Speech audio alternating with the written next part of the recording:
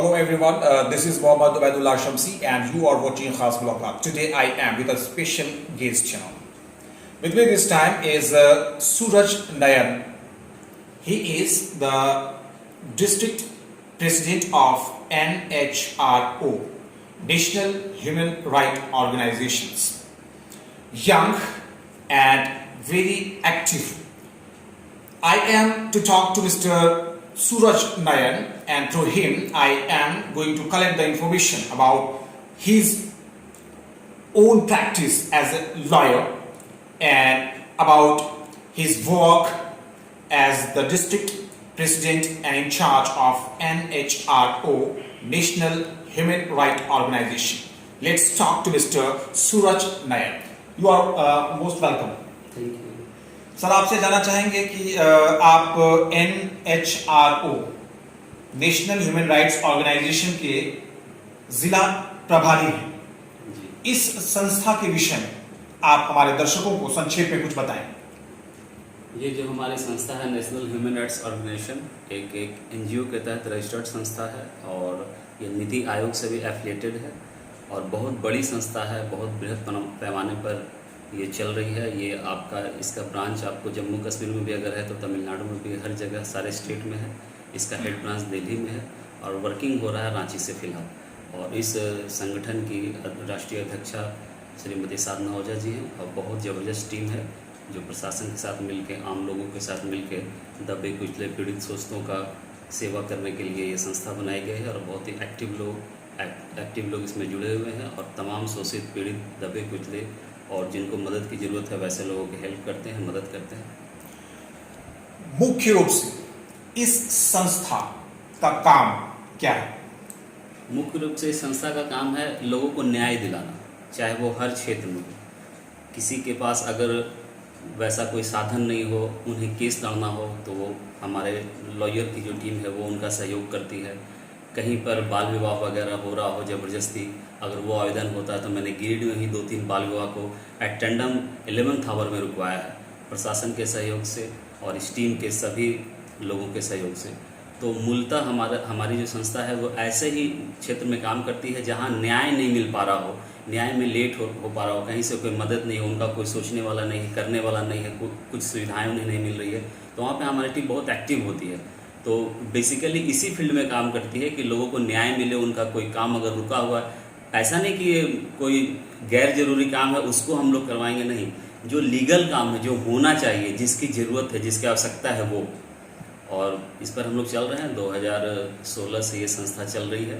पूरे भारत में लगभग अधिक से अधिक राज्यों में इसकी टीम बनी हुई है, लगभग सभी डिस्ट्रिक्ट में टीम है और हम लोग अच्छा काम कर रहे हैं। NHRO की जो टीम गिरिडीह की है, इस टीम में फिलहाल कितने एक्टिव मेंबर्स हैं? टोटल इसमें अभी 50+ मेंबर हैं, जिसमें एक्टिव मेंबर 25 हैं, जिसमें 10 से ज़्यादा हमारे एडवोकेट साथी हैं और कुछ महिला अधिवक्ता भी हैं, 2-3 डॉक्टर्स हैं और बेसिकली जो बच गए वो टीचर्स हैं, कुछ स्टूडेंट भी हैं। तो वैसे ही लोगों की टीम बनाई गई है जो सोशल एक्टिविटी से जुड़े रहते हैं, जो दिल से ह्यूमैनिटी जिनके अंदर है वो दिल से जुड़कर अगर सामाजिक कार्य करना चाहते हैं तो वैसे लोगों का हमारे संगठन में स्वागत है।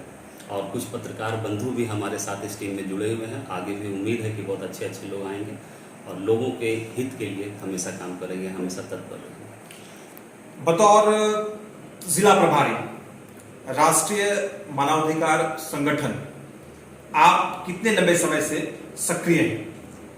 मैं खुद 2016 में ज्वाइन किया इस संगठन को। रांची में एक बहुत बड़े पैमाने पर कार्यक्रम हुआ था।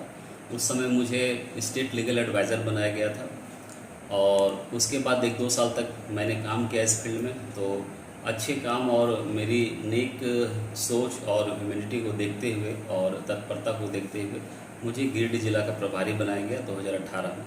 उस समय से मैं तमाम साथियों को जोड़ रहा हूँ जो अच्छे लोग आना चाहते हैं, बिल्कुल उनका स्वागत है और आगे भी टीम बड़ी करने की संभावना है और लोगों तक, गांव-गांव तक संस्था का ये सब ब्रांच शाखा खोलने का भी हमारा फ्यूचर का प्लान है गिरिडीह के लिए। कोई और विशेष लक्ष्य निर्धारित है?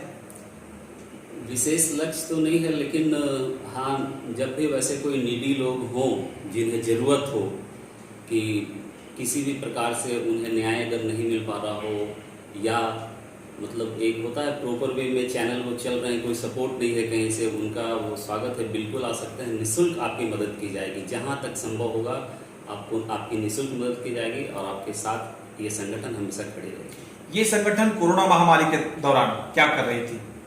कोरोना महामारी के दौरान गिरिडीह में भी हमने काफ़ी राशन वगैरह का वितरण किया है, जिसका अखबार वगैरह में भी आया था, खुद डीसी सर के द्वारा भी प्रशस्ति पत्र मिला हुआ है और सदैव तत्पर ही रहती है। सैनिटाइजर मास्क वगैरह का भी वितरण हमारे कॉलेज मोड़ पर हमने किया है 2-3 बार 2020 के पैंडेमिक के सेशन में। तो शोषण करने वालों से, चाहे वो किसी भी क्षेत्र में हो, शोषणकर्ताओं को क्या संदेश देना चाहेंगे आप? संदेश मेरा यही है कि शोषण किसी का भी किया जाए वो अनैतिक है, अवैध है, ऐसा नहीं होना चाहिए और हम लोग हमेशा उनके खिलाफ खड़े रहेंगे और कानूनी लड़ाई लड़ने के लिए एक लीगल वे में हमेशा तैयार मिलेंगे। एक संदेश भ्रष्टाचारियों के नाम।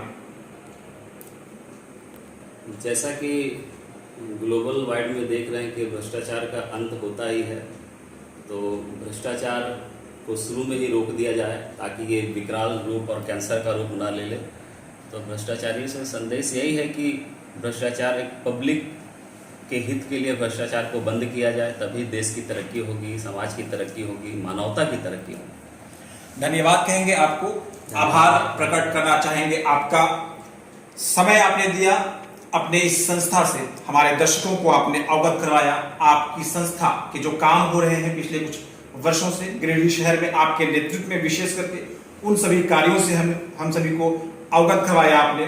धन्यवाद कहते हैं आपका। धन्यवाद आपको भी, आपके न्यूज चैनल को भी और तमाम दर्शकों को। सूरज नयन, आप सुन रहे थे सूरज नयन जी को, ये डिस्ट्रिक्ट इंचार्ज हैं NHRO के।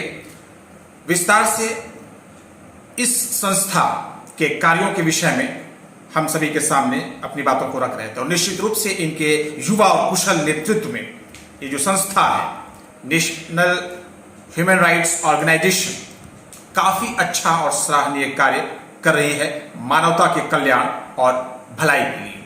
आशा करते हैं कि सूरज नयन जी के युवा और कुशल नेतृत्व में शहर के युवा और शिक्षित वर्ग के जो लोग हैं वो इस संस्था की सदस्यता ग्रहण करेंगे, इस संस्था को और भी मजबूत करेंगे और मिलकर पूरे शहर के जो मामले हैं शोषण का, दमन का, लोगों के साथ अन्याय का, उन सभी विषयों पर प्रखरता के साथ, प्रमुखता के साथ एक मजबूत आवाज के रूप में उभर कर सामने आएगी नेशनल ह्यूमन राइट्स ऑर्गेनाइजेशन। धन्यवाद।